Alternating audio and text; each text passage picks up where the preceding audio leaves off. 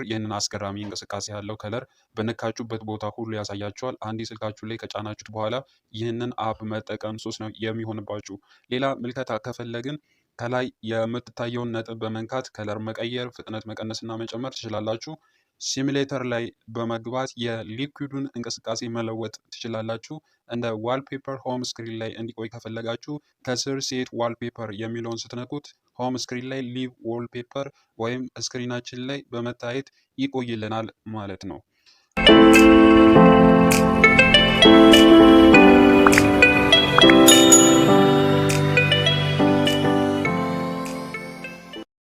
ይህ አፕ በተለይ የተለያዩ ቪዲዮዎችን ለምንሰራ ሰዎች ይጠቅመናል። ባክግራውንድ ላይ ሙዚቃ አድርገን ስክሪኑ ላይ ተንቀሳቃሽ የሆነ ምስል ለመፍጠር ይጠቅመናል። ከ230 በላይ ስሪዲ ስቲከሮች አሉት እና የሚንቀሳቀስ ማጂካል የሆነ ሰማይ ለመፍጠር ከ170 በላይ አስገራሚ ኢፌክት ያለው ነው። ወደ ዋናው ፔጅ ስትገቡ የተለያዩ አማራጮች ይመጣላቸዋል። መጀመሪያ ላይ እንደምታዩት አኒሜት የሚል አለ። እዚህ ውስጥ በመግባት የመረጥነውን ፎቶ ተንቀሳቃሽ እንዲሆን ማድረግ እንችላለን። ማጂክ ስካይ የሚለውን መጀመሪያ ፎቶ ላይ የነበረውን የሰማይ እይታ በመቀየር እንቅስቃሴ ያለው ደመና ከሚገርም እይታ ጋር መፍጠር እንድንችል ይረዳናል። ፓራሌክስ የተለያየ ኢፌክት ያላቸውን ተመሳሳይ ፎቶዎችን ጎን ለጎን ለማድረግ የሚያስችለን ነው። ካሜራ ኤፌክስ ደግሞ ወደ ተለያዩ አቅጣጫ ፎቶችን ማንቀሳቀስ የሚያስችለን ነው። ፈኒ ስቲከር ደግሞ አስደማሚ የሆኑ ስቲከሮችን ፎቶ ላይ መጨመር የሚያስችለን ነው። የቀሩትን እናንተ በማየት መሞከር ትችላላችሁ።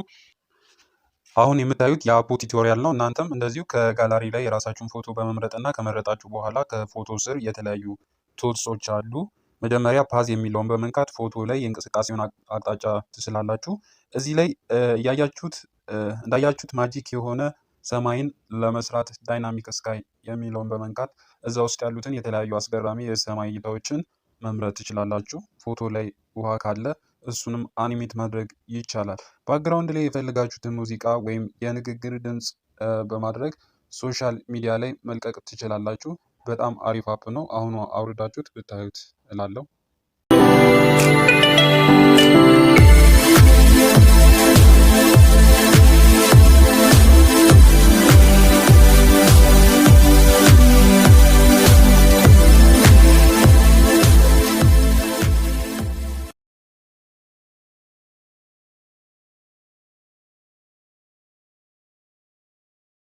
ይህ አፕ ስልኮች ላይ የሚገኙትን የሰው ፎቶች ህይወት በመስጠት እንዲንቀሳቀሱ ያደርጋቸዋል።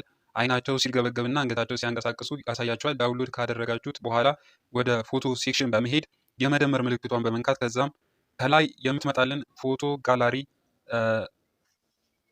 እንመርጣለን። አሁን ህይወት ልትዘሩባቸው የፈለጋችሁትን ፎቶች ትመርጣላችሁ። ከዛም አፕሎድ የሚለውን በመንካት ፎቶቹ ማይ ሄሪቴጅ ጋላሪ ውስጥ እንዲቀመጡ ያደርጋቸዋል። አሁን እንዴት ይህንን ማጂክ እንደምንሰራው እናያለን።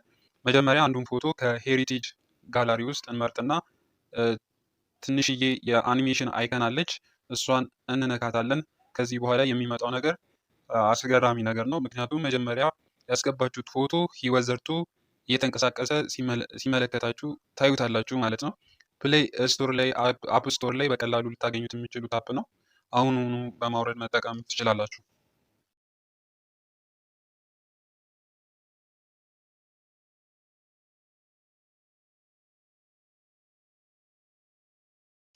አልት ዳታ ማንኛውንም በስልካችን ላይ የነበረውን አሁን ደግሞ ጠፍቶ ያለ የቪዲዮ፣ የፎቶ፣ የዋትሳፕ ፋይሎችን እና መልእክቶችን መልሶ የሚያመጣልን ምርጥ አፕ ነው።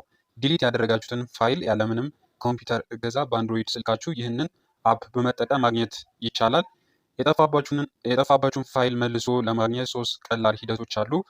አንደኛው አፑን ኢንስቶል ማድረግና ትክክለኛውን አፕ ማግኘታችሁን ማረጋገጥ። ሁለተኛ አፑን ስንከፍተው ከስር ስካን የሚል አለ።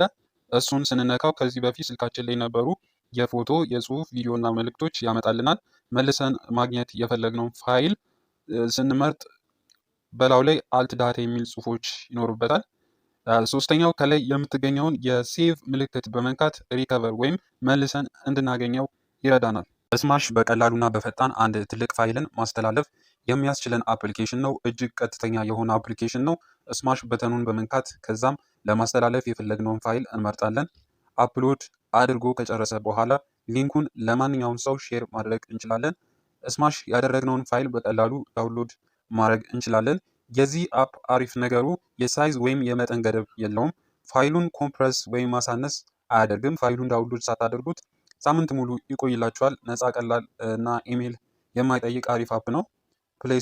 ፕሌይ ስቶር ላይ ታገኙታላችሁ። በማውረድ ማየት ትችላላችሁ።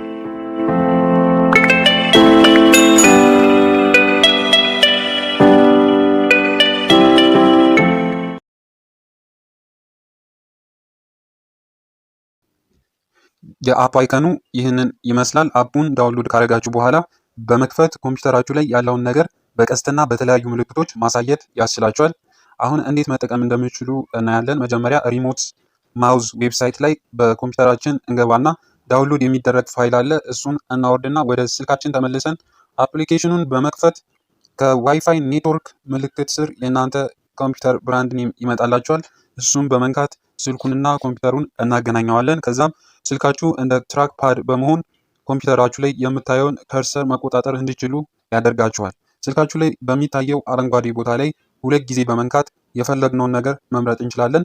እንዲሁም እዛው ስክሪኑ ላይ ጎንና ለጎን ያለውን በመንካት በስክሪኑ አረንጓዴ ክፍል ላይ ማለት ነው ወደ ቀኝና ወደ ግራ ማድረግ እንችላለን። 2 ጣቶቻችንን በመጠቀም ኮምፒውተር ላይ ያለውን ምስል ማሳነስም ማጉላትም ያስችለናል። ፋይሎችን እያንሸራተቱ ለማየት ደግሞ ጎን ላይ ያለውን መስመር በመንካት ያንሸራተቱ ፋይሎችን መመልከት ይቻላል።